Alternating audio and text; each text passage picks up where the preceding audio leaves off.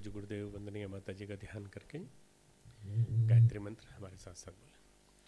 ओम भूर्भुवः स्वः तत्सवितुर्वरेण्यं भर्गो देवस्य धीमहि धियो यो नः प्रचोदयात्।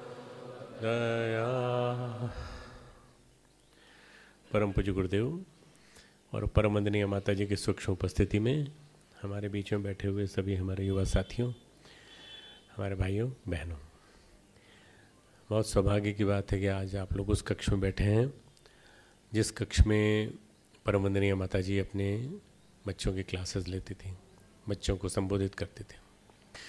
प्यारे प्यारे बच्चों, ये जो मिशन है यही एकमात्र उम्मीद है सारे के सारे समाज की, सारे विश्व की एकमात्र उम्मीद है तो यही है। तो मित्रों, सबसे पहली शर्त हम लोगों की सबकी जो है अनिवार्यता हमारे युवा साथियों की, क्योंकि बड़ा जल्दी मिलता है प्रतिभाव, बड़ी जल्दी प्रतिक्रिया मिलती है। जब लोग अपन कुछ रचनात्मक काम करते हैं तो तुरंत साथ देते हैं, तुरंत जय जयकार के नारे लगाते हैं। थोड़ा सा बोलना आ जाता है तो और तारीफ होती, तालियां बजने लगती हैं। ये तालियां बड़ी नुकसानदायक होती हैं। इन तालियों से भ्रम होने लगता है कि संसार का सब कुछ, सबसे बड़ा अगर कोई है तो मैं हूँ। 16वां अध्याय है गीता में, वो उसमें देवी संपदा और आसुरी संपदा का वर्णन आया है। तो आसुरी संपदा का वर्णन करते हुए भगवान कृष्ण बड़ा सुंदर लिखते हैं, ईश्वरो अहम बलवानो अहम सुखी अहम, मुझसे बड़ा सुखी, मुझसे बड़ा बलवान, मुझसे बड़ा ईश्वर कोई नहीं है। और आड्यो अस्मि, मतलब इतनी ज़्यादा उसमें तारीफ कर देते हैं, इतनी ज़्यादा तारीफ कर देते हैं। वो कहते हैं कि आदमी अपने आप को समझने लगता है कि मैं ही सर्वे सर्वा हूँ, मैं ही सब कुछ हूँ, भोगी हूँ, सबसे बड़ा संसार का अगर कोई बलवान व्यक्ति हूँ तो मैं ही हूँ। ये जो आदमी के अंदर एक असुरता का जो उन्माद आता है, जब असुरता आती है तो इसी तरह से आती है। इसलिए कभी भी लोक सेवा के पथ पर चलते हुए अगर आपको लगे कि आपकी बहुत तारीफ हो रही है और आपको, तो आप समझना कि ये गलत हो रहा है। अभी नहीं, अभी नहीं, अभी नहीं, थोड़ा और मैच्योर होने दो, थोड़ा और पकने दो, मुझे थोड़ा और पकने दो। जब पक जाएंगे तब आम गिरेगा तो वो मीठा होगा, और यदि आप पकेंगे नहीं और गिरेंगे तो कच्चे आम जो हैं वो परेशान कर। सबसे महत्वपूर्ण बात है वो ये है कि अपन अपने आप को तपाएं। जो तपता है वही सही अर्थों में गल पाता है। तपना और गलना, ये दो चीज़ें बहुत ज़्यादा ज़रूरी हैं किसी भी संगठन को समझने के लिए। नहीं तो हमको बहुत बढ़िया प्लेटफॉर्म मिल गया, आप कहें तो हम कभी सम्मेलन कर दें, आप कहें तो हम वो कर दें, आप कहें तो आपके संगठन का उपयोग करके हम एक बहुत बड़ी रैली निकाल दें, आप कहें तो आपके यहाँ से हम यात्रा निकाल दें। ढेर सारे लोग मेरे पास आते हैं, ढेर सारे संगठन मेरे पास आते हैं, उनको दिखाई पड़ता है। अगर आप अच्छा काम करोगे तो भीड़ अपने आप आएगी।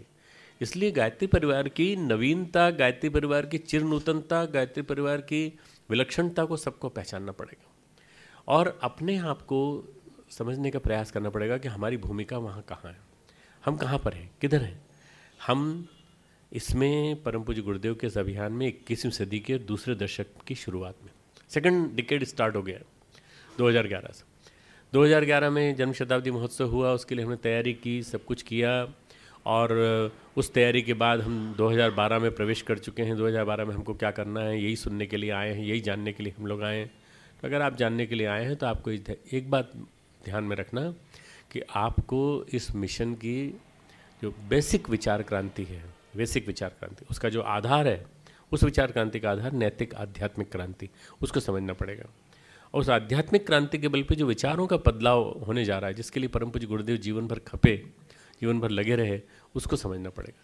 बस वहाँ से अगर हम करेंगे तो फिर विचारों के पैकेजेस बना बना के कॉर्पोरेट वर्ल्ड में, डॉक्टर्स के बीच में, इंजीनियर्स के बीच में, कॉलोनीज़ में, हमारे बहनों के बीच में, स्टूडेंट्स के बीच में, टीचर्स के बीच में, संस्कृति ज्ञान परीक्षा वालों के बीच में, और क्लबों, रोटरी क्लबों, लायंस क्लबों, भारत विकास परिषदों, इन सब के बीच में अपन स्टार्ट कर सकते हैं।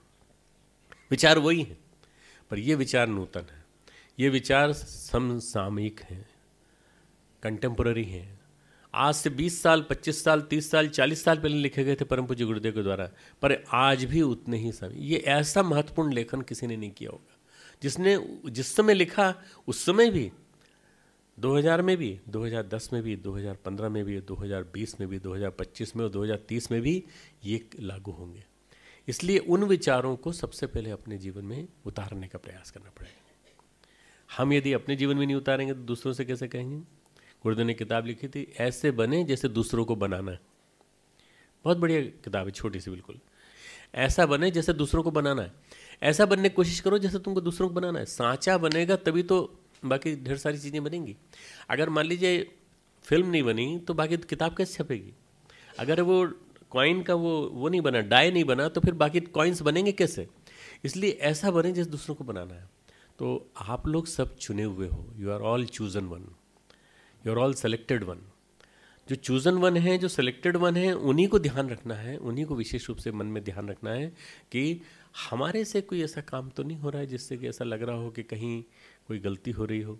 अगर हो रही है तो अपनी रोज़ समीक्षा, आत्म समीक्षा, सुबह से लेकर शाम तक, हम कहीं गड़बड़ा तो नहीं रहे, हमारे अंदर कोई ऐसी तो नहीं आ रही कि हम बहुत बड़े बन गए हैं और बहुत बड़े नेता हैं, लोग हमारी तारीफ करने लगे।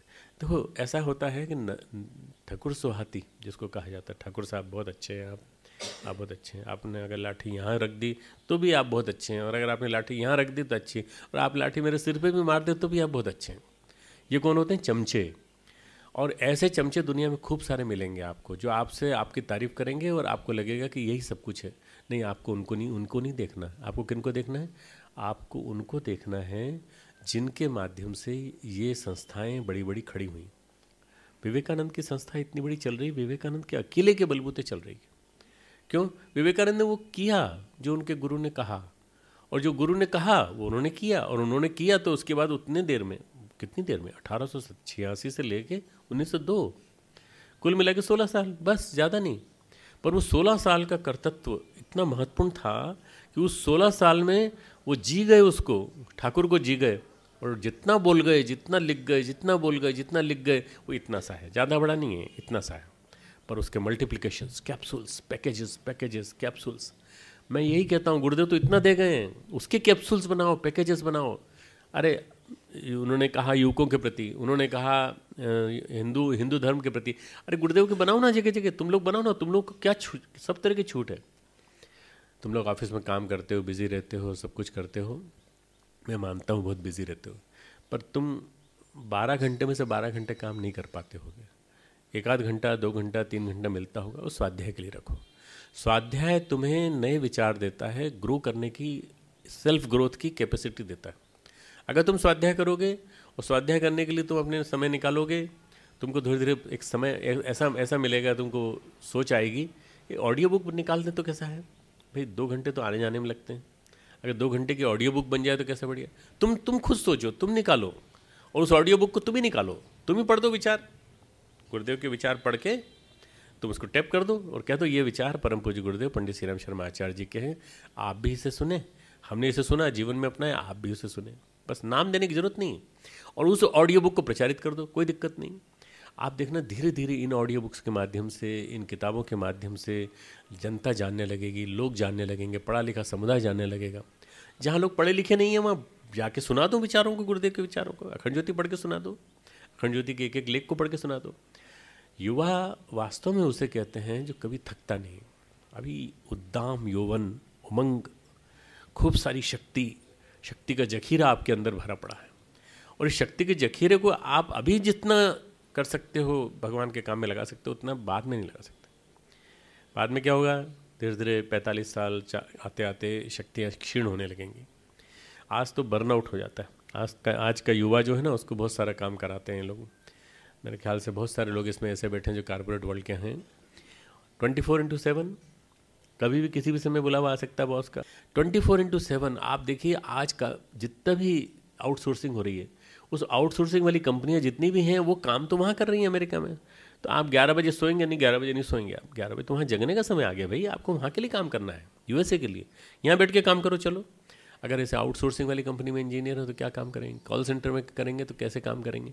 इसलिए बहुत सारे हमारे जो युवा हैं वो उसमें काम करते हैं। आपको वहाँ से फुर्सत जब भी मिले या थोड़ा सा भी अवकाश मिले तो गुरुदेव के विचारों को किस तरह से हम उपयोगी बना सकते हैं, जन जन के लिए उपयोगी बना सकते हैं, उसके लिए प्रयास करना चाहिए। और उसके लिए पैकेजेस बनाने की कोशिश करनी चाहिए। आप अपने सुझाव हमको दे दो ना, मान लो आपको लिखने में दिक्कत होती है, हमको भेज दो ना, हमारे पास लिखने की टीम है, और लिखने की टीम नहीं होगी तो हम आपको बुला लेंगे कभी कि आ जाओ बैठ जाओ, हम आपको लिखाने के लिए सिखाते हैं। आप लोगों को नियमित संपर्क केंद्र से बनाए रखना पड़ेगा। एक क्लास से काम नहीं चलेगा कि आज 3 दिन के लिए शिविर में हम आए और 3 दिन के लिए शिविर में आकर के काम करके दिखा दिया, इतने से नहीं। परम पूज्य गुरुदेव के विचार बहुमूल्य विचार है, अगणित विचार है, ढेर सारे विचार है, समग्र क्रांति, समग्र क्रांति। और समग्र क्रांति का चिंतन उन्होंने जो दिया है उसके लिए अब देरी नहीं की जा सकती। 2012 चल रहा है, 2020 के पहले वो विचार हर जगह पहुंच जाने चाहिए, भारत के कोने कोने में, विश्व के कोने कोने में पहुंच जाना चाहिए।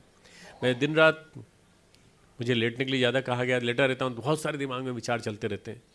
अब मैं कुछ कर तो नहीं पाता क्योंकि लिखने के लिए बैठना पड़ता है, और बैठना ज़्यादा 15 मिनट 20 मिनट या 25 मिनट से ज़्यादा परमिटेड नहीं है। तो मैं क्या करता हूँ, मैं डिक्टेशन दे देता हूँ।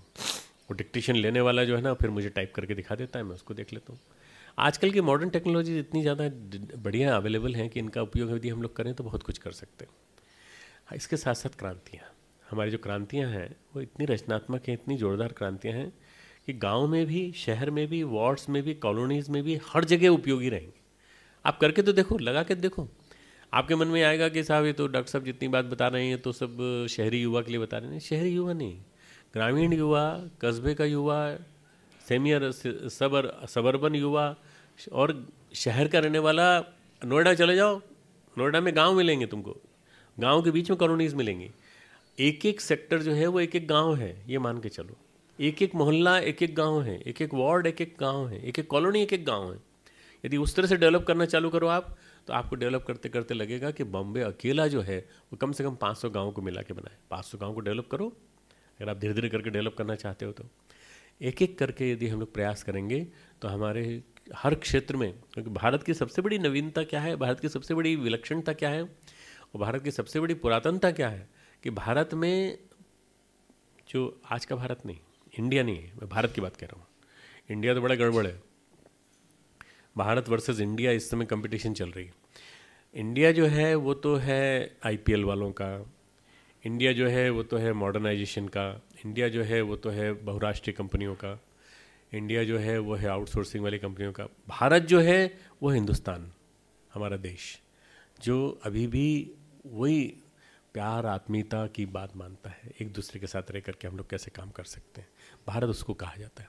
अगर वो भारत जिंदा है कहीं पर भी, मेरी मान लो 3-4 साल के अंदर मैं बहुत ज़्यादा नहीं घूम पाया हूँ और मैं नहीं देख पाया हूँ, तो आप लोगों ने देखा हो कम से कम, तो आप लोग ही कम से कम प्रयास करो कि उस भारत को जिंदा बनाए रखने के लिए और आत्मीयता का परिकर बनाए रखने के लिए, जोड़ने के लिए क्या कर सकते हैं हम लोग। उस भारत में बहुत सारी योजनाएं की जा सकती है। बाल संस्कार शाला चलाई जा सकती है। बाल संस्कार शाला, एक आज मैंने छोटी सी स्टोरी पढ़ी पेपर में, एक कोई आईआईटी से निकला हुआ प्रोफेसर है एक गढ़वाल का, उसने अपने दोनों बच्चियों को स्कूल से निकाल लिया। उसने कहा स्कूल बेकार, सब बेकार, स्कूल से निकाल लिया। एक को चित्रकला में रुचि थी, एक को किसी और चीज़ में रुचि थी, उसने दोनों में पढ़ाना खुद चालू कर दिया। सुबह से शाम तक खूब मौका देता है, खूब मौका देता है, अपनी किताबें ढेर सारे ला के दे दी और कहा इनमें तुम जितनी चित्रकारिता कर सकती हो उतनी करो। स्कूल लेस एजुकेशन, डिलिमिटिंग स्कूल्स, मैंने एक किताब पढ़ी थी बहुत पहले, शू मेकर नाम का एक ऑथर था उसकी, डिलिमिटिंग स्कूल्स। स्कूल्स को कम करो। स्कूल्स में तुम बस्ता बांध देते हो, पीठ पे बांध देते हो। मेरी ग्रैंड डॉटर है, 3.5 साल की है, कल बस्ता लेके आई तो उसका बस्ता, उसके मेरे को लगता है कि शायद एक आदमी कम पढ़ रहा था, 2 आदमी लेके आए शायद उसका बस्ता, इतना भारी बस्ता, ढेर सारी किताबें। ये कौन सा स्कूल सिस्टम आ गया?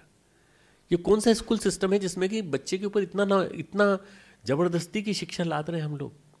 बाल संस्कार शाला, बाल संस्कार शाला चले। बाल संस्कार शाला के साथ साथ शिक्षा और विद्या का सार्थक समन्वय वाली चीज़ पढ़ाई जाए, जीवन जीने की कला सिखाई जाए। जीवन जीना नहीं आता इसलिए बच्चे गड़बड़ा जाते हैं। 8th आते आते वो आत्महत्या करने लगते हैं, 9th 10th आते आते वो माँ बाप का टेंशन बन जाते हैं, और 10th आते आते 11th 12th में इंजीनियरिंग और आईआईटी के एडमिशन की सोचने लगते हैं। नहीं मिलता एडमिशन, फिर आत्महत्या कर लेते हैं, या माता पिता के लिए उसका कारण बनते हैं, दुख का कारण बनते हैं, खुद डिप्रेशन का शिकार हो जाते हैं। तो मित्रों, ये जो तरीका है ना, बाल संस्कार शाला के माध्यम से ठीक होगा। इसके अलावा आदर्श ग्राम निर्माण, स्मृति उपवन का निर्माण, जैसे हमने यहाँ देवात्मा हिमालय बनाया, आप कुछ नहीं तो एक साधना कक्ष बना दो, साधना कक्ष में ध्यान का केंद्र बना दो। आज आप गंगा जी पे ध्यान करके आए, कैसा लगा? अच्छा लगा कि नहीं? ये अगर ध्यान करने का मौका किसी को रोज़ मिले, मान लो कॉलोनी में रोज़ मिले, तो कॉलोनी में कोई ना कोई ऐसा आदमी होगा जिसके पास ध्यान करने की एक जगह ऐसी हो सकती है, बड़ा हॉल हो। आपको डेवलप कर दें साहब, आपके हॉल को डेवलप कर दें, ध्यान कक्ष के रूप में बना दें, बना दीजिए। अगर ऐसा डेवलप हो जाए तो आपकी कॉलोनी में एक ध्यान कक्ष बन गया। हम आ सकते हैं, 15 मिनट बैठ सकते हैं, 15-20 मिनट बैठ सकते हैं, जब कर सकते हैं, चार्ज सेंटर बन जाएगा। इस तरह से न जाने कितने प्रोजेक्ट परम पूज्य गुरुदेव देखे गए। 100 सूत्री युग निर्माण योजना, 100 सूत्री युग निर्माण योजना है। हमारे बाल संस्कार शाला से लेके हमारे संस्कृत ज्ञान परीक्षा से लेकर के अन्य प्रोजेक्ट्स के ऊपर ढेर सारे लोगों ने खूब सारा काम किया। अशोक नीमा जी आए हुए हैं, हमारे दुबे भाई साहब ने खूब काम किया है। फिर हमारे और भी ढेर सारे लोगों ने ढेर सारे प्रोजेक्ट्स बनाए। और हमारे अलग अलग सेंटर्स में अलग अलग जगह अलग अलग रचनात्मक गतिविधियाँ चल रही हैं। कलकत्ता का हमारा सेंटर है, वहाँ उन्होंने यूनिवर्सिटी खड़ी कर दी है, यूनिवर्सिटी की बिल्डिंग बन रही है। यूनिवर्सिटी की बिल्डिंग बन रही है, यूनिवर्सिटी नहीं चला पाएंगे तो कोई बात नहीं, हम एक महाविद्यालय स्तर की एक रूपरेखा बनाएंगे, शांति निकेतन जैसा बनाएंगे, उसको डेवलप करेंगे धीरे धीरे। ऐसे न जाने कितने प्रोजेक्ट्स अपने पूरे देश भर में जन्म ले सकते हैं। और मैं तुमको बताना चाहता हूँ कि स्वामीनारायण जी के ढेर सारे मंदिर हो सकते हैं, और बहुत सारे संस्थाओं के बहुत सारे मंदिर हो सकते हैं, पर जहाँ चेतना है, जहाँ जागृति है, जहाँ वास्तव में कुछ काम वास्तविक चल रहा है, पूजा उपासना के केंद्र तो बहुत सारे हो सकते हैं। जहाँ ढेर सारी पूजा उपासना हो, वो केवल शांति कुंज के पास है, वो अपने गायत्री परिवार के पास है। और अगर अपने पास है तो अपने प्रति अपने से लोगों की उम्मीदें बंधी हैं। जहाँ शक्तिपीठ सोए पड़े हैं उसको जगाने का काम युवाओं का। बड़ों का सम्मान करो और शक्तिपीठ को जागृत करो। इसीलिए मैंने 2000 आने के बाद बड़े भाइयों से संघर्ष करके मैंने गायत्री चेतना केंद्र के निर्माण की बात योजना चलाई। शक्तिपीठ नाम नहीं दिया, शक्तिपीठ गुरुदेव ने बनाए थे, ठीक है, उनको अपने को जागृत करना है, पर गायत्री चेतना केंद्र जिसमें गायत्री की चेतना विद्यमान रहे, हमेशा केंद्रित रहे, ऐसे गायत्री चेतना केंद्र। मित्रों, मैं 61 को पार कर गया हूँ, 62 में प्रवेश कर चुका हूँ, और मुझे उम्मीद है कि आने वाले 20-25 साल तक मैं 20-22 साल तक कम से कम नेतृत्व दे सकता हूँ, या 20-22 साल तक मैं मार्गदर्शन देने की स्थिति में हूँ, या मैं तुम्हारे साथ चलने की स्थिति में हूँ। अगर साथ चलने की स्थिति में तुम लोग भी हो मेरे साथ, और मेरी इस कन्वेलेसेंस की स्थिति में, यानी कन्वेलेसेंस मतलब मैं ठीक हो रहा हूँ, स्वस्थ हो रहा हूँ, धीरे धीरे रोज़ 1 घंटा प्रति घंटा निकलता है तो मुझे लगता है और बेटर हूँ, और बेटर हूँ। मैं 3 महीने तक मुझे अभी आराम बताया गया है, 3 महीने के बाद मैं निकल पाने की स्थिति में हो पाऊँगा कि नहीं, ऐसा डॉक्टर्स बताएंगे। अगर मैं निकल पाता हूँ तो मैं उन क्षेत्रों का दौरा करना चाहता हूँ जहाँ चेतना केंद्र में वास्तव में जान है। मैं उन क्षेत्रों का दौरा करना चाहता हूँ जहाँ वास्तव में संस्कृति मंडल काम कर रहे हैं। मैं उन क्षेत्रों का दौरा करना चाहता हूँ जहाँ वास्तव में स्मृति उपवन बने हैं, और मैं वहाँ जाना चाहता हूँ जहाँ वास्तव में आप गुरुदेव की सारी रचनात्मक गतिविधियों को चला रहे हैं। केवल जहाँ भीड़ इकट्ठी कर लेंगे उस जगह जाने का मेरा मन नहीं है। भीड़ वाले कार्यक्रम कर लिए बहुत सारे, अब भीड़ वाले कार्यक्रम नहीं करना, अब क्वालिटी वाले कार्यक्रम करना है। क्वालिटी वाले गिने चुने 200, 250, 300, 400 क्वालिटी के लोग सुनने वाले हों कम से कम। बहुत सारे लोग हों साहब जिसमें कि 2.5 लाख 3 लाख आदमी इकट्ठे हों, ऐसे में आप आएंगे क्या? नहीं, ऐसे में नहीं आऊँगा, ऐसे में किसी को बुला लेना आप। पर मैं ऐसे कार्यक्रम में आना चाहता हूँ जहाँ गिने चुने सेलेक्टेड लोग हों, पर वो रिसेप्टेबल हों, रिसीव कर सकें, ग्रहणशीलता हो जिनके अंदर, और वो 200-250 भी मान लो मिशन के काम करने के लिए संकल्पित हो गए, बहुत बड़ा काम हो जाएगा। मेरे पास एक यूनिवर्सिटी है, इस यूनिवर्सिटी में परम पूज्य गुरुदेव ने एक नर्सरी बनाई है। उस ब्रीडिंग नर्सरी में कुछ बच्चे तैयार हो रहे हैं। मैं नहीं कहता कि 850 बच्चे जितने हर साल आते हैं या पढ़ते हैं सब तैयार हो जाएंगे, पर इनमें से यदि 10% बच्चे भी तैयार हो जाते हैं, 20% बच्चे भी तैयार हो जाते हैं, तो मुझे उम्मीद है कि ये आने वाले भविष्य की उम्मीदें बनेंगी। तुम लोग उनके साथ मिलना, आज तुमको टाइम मिले अगर तुम लोग उनके साथ मिलना, तो अपनी क्रांति की योजनाओं को उनको बताना, और क्रांति की योजना उनको बता करके उनसे कहना कि कैसे चल सकते हैं। नौकरी के पीछे मत भागो, नौकरी के पीछे भागने से कोई फायदा नहीं है। नौकरी के बजाय अपने पैरों पे खड़े हो ना, अपने मालिक खुद बनो ना। सेल्फ एंटरप्रेन्योरशिप, स्व उद्यमिता, अपने पैरों पे खड़े। कल तुमने जाकर के तुम वहाँ देखा होगा गौशाला में, ग्रामोद्योग में, आपको देखने का टाइम मिला कि नहीं? कल देखा। इतने बड़े बड़े प्रोजेक्ट्स चलाए जा सकते हैं, इतने बड़े प्रोजेक्ट्स चलाए जा सकते हैं कि आप 1000 युवाओं को रोजगार दे सकते हैं, और वो रोजगार इतना ज़्यादा कामयाब होगा कि वो रोजगार जगह जगह अगर स्थापित हो जाएगा, वो रोजगार भारत की पूरी आर्थिक क्रांति जो है उसको खड़ा कर देगा। इसलिए इस चीज़ को समझने की कोशिश करना, शिक्षा की क्रांति, विद्या की क्रांति, स्वावलंबन की क्रांति, जलवायु जिस तरह से गर्म होती जा रही है, वातावरण बिगड़ता जा रहा है, उसको ठीक करने का काम भी हमारा ही है। हम ही अवेयरनेस पैदा करेंगे। वृक्ष गंगा अभियान, उसको हम ही चलाएंगे। अगर हम लोग नहीं करेंगे मित्रों तो कोई फ़ायदा नहीं है। पौधा लगाने का काम तो बहुत सारे करते हैं, पौधा संवारने का काम कोई नहीं करता। वृक्ष लगें, पर वृक्ष को लगाए रखने का, जड़ों तक बनाए रखने का काम कौन करेगा? संवारने वाला, माली उसी को कहते हैं। इसलिए अगर बनना है तो ये बने जैसा दूसरों को बनाना है, और बनना है तो वो बने जिससे कि दूसरे, ये मिशन की क्रांति जो है ये आने वाले कई वर्षों तक चले। मेरी उम्मीद आप ही हो, मेरी उम्मीद आप ही लोग हो, क्योंकि मिशन आने वाले भविष्य का मिशन, आप में से कई लोग, कोई 20 साल का है, कोई 22 साल का, कोई 25, कोई 30, कोई 40, 35, तो आने वाले 40 साल तक उम्मीद कर सकते हैं कि मिशन आप लोगों के माध्यम सुरक्षित रहेगा।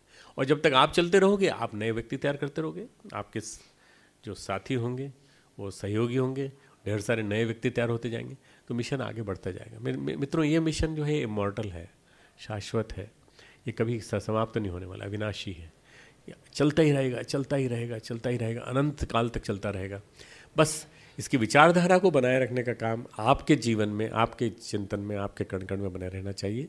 और निश्चित रूप से हम लोग मिलजुल करके नया जमाना ला के खड़ा कर देंगे। जिस संगठन के हाथ में युवा शक्ति होगी, वो संगठन ही आने वाले दिनों में भारत की नींव को मजबूत बना सकता है। और केवल इंटरनेट के माध्यम से नहीं मित्रों, ग्रास रूट लेवल पर जाने की क्षमता के आधार पर, नीचे तक जाने की क्षमता के आधार पर, गांव में जाकर किसानों के बीच में काम करने की क्षमता के आधार पर, गोबर में अगर पांव लिपट भी जाए तो भी वहां जाकर के काम करने की क्षमता के आधार पर। नहीं साहब, फिर वहाँ हमारा लैपटॉप खराब हो गया तो, आईपैड खराब हो गया तो, हो जान दो, तुम वहाँ मत ले जाओ उसको, वहाँ संभाल के रख दो कहीं पे उसको। अपना काम करने के लिए वहाँ जा रहे हो तो वहाँ फिर वही काम करो। मित्रों, ये बात ध्यान रखना कि श्रम और प्रतिभा दोनों जब मिलते हैं, मनोभाव जब अंदर से जागते हैं समर्पण निष्ठा के, तो तीनों मिलकर के काम करते हैं। परम पूज्य गुरुदेव ने 4 सूत्र दिए हैं अपने को, प्रतिभा परिष्कार के, प्रतिभा संवर्धन के, कैपेसिटी बिल्डिंग, क्षमता का विकास। दूसरा सूत्र दिया है उन्होंने, रिफाइनमेंट ऑफ पर्सनैलिटी, अपने व्यक्तित्व का परिष्कार करो, अपने व्यक्तित्व को रोज मांझो, रोज चमकाओ, रोज चमकाओ। व्यक्तित्व निखरता है डेली अपनी कैपेबिलिटीज़ को वॉच करने से। और तीसरा दिया है गुरुदेव ने, मैनेजरियल कैपेबिलिटी, व्यवस्था बुद्धि का विकास, व्यवस्था बुद्धि का विकास। छोटी छोटी बातों में व्यवस्था बुद्धि में गड़बड़ा जाता है। और चौथा अंतिम है लीडरशिप, नेतृत्व दो। तुम जन्मजात नेता हो, तुम जन्मजात लीडर हो, ये भाव अपने अंदर डेली भरो। आत्मविश्वास, self confidence, instil that self confidence each and every moment in your inside. अपने अंदर वो कॉन्फिडेंस भरो कि हम गुरुदेव के बेटे हैं, हम शेर के बेटे हैं। हम जब शृण्वन्तु विश्वे अमृतस्य पुत्रा, ये उन्होंने जो वाक्य दिया था स्वामी विवेकानंद ने, ऐसे नहीं थोड़ी दिया था, हे अमृत पुत्रों तुम सुनो, हे तुम सुनो तो सही, तुम विश्व को पुनरुद्धार करने के लिए तुम लोग आए हो। मित्रों, वो योद्धा सन्यासी जिसने कि इस मिशन के आधार पुरुष परम पूज्य गुरुदेव को भी जिसने प्रेरित किया, और परम पूज्य गुरुदेव जिसको आधार पुरुष मानते हैं, ऐसे स्वामी विवेकानंद परम पूज्य गुरुदेव, उनकी हम संतानें हैं। अगर उनकी हम संतानें हैं तो हमारे अंदर नेतृत्व की कमी नहीं रहेगी। हम नेतृत्व देंगे, और नेतृत्व देते समय हम एक दूसरे का सहयोग लेंगे, सहकार के साथ, सहयोग के साथ। टीम चलती है तब जब साथ साथ चलते हैं। कैप्टन 11 कैप्टन खड़े हो जाएं तो कैसे काम चलेगा? पूरी टीम बिखर जाएगी। 11 कैप्टन नहीं, कैप्टन तो एक ही रहेगा, पर 10 लोग उसको मिलकर कोऑपरेट करेंगे। अगर पास नहीं दोगे तो फिर बॉल आगे कैसे बढ़ेगी? नहीं साहब, बॉल तो मैं हूँ कैप्टन, मेरे पास रहेगी और किसी को नहीं मिलेगी। नहीं, सहयोग, सहकार, बस 4 सूत्र दिए प्रतिभा परिष्कार के, इन चारों को जीवन में उतारने का, और सहयोग सहकार के साथ चलने। परम पूज्य गुरुदेव कृपा से आप लोगों का 3 दिन का स्टे यहाँ पे ऐसा लगे जैसा वंदनीय माता जी के गर्भ में रह करके निवास करके आप लोग जा रहे हो, और यहाँ से तप साधना, शक्ति, ऊर्जा लेकर के जा रहे हो। कितने प्रवचन सुने, कितने क्या सुने, ये सब एक तरफ गौण है। कितना जीवन से सुना, कितना जीवन में देखा लोगों के, और कितना आपके जीवन में प्रविष्ट हुआ, ये सोच के जाना और नई योजनाएं बना के जाना। मुझे आप सबके ईमेल की, और आप सबके लेटर्स की, और आप सबकी चिट्ठियों की, और आप सबकी योजनाओं की प्रतीक्षा रहेगी कि आपने क्या क्या बनाया। मैं एक एक को फॉलो करूँगा। बहुत समय मेरे पास, आराम से लेटर रहता हूँ, पढ़ा रहता हूँ, और बाकी अपना काम सारा करता हूँ, जो भी करता हूँ। अभी कम से कम 3 महीना पूरा होने तक मेरे पास समय है। 3 महीने की अवधि पूरे होने तक मेरे को खूब सारी योजनाएं दो, मैं उन योजनाओं को क्रियान्वित करवाऊंगा पूरे देश में। बहुत सारा काम करने का मन है, बहुत सारी योजनाओं को गतिशील करने का मन है। तुम लोग के लिए खूब सारे गुरुदेव माता जी का आशीर्वाद, ढेर सारी मंगल कामना।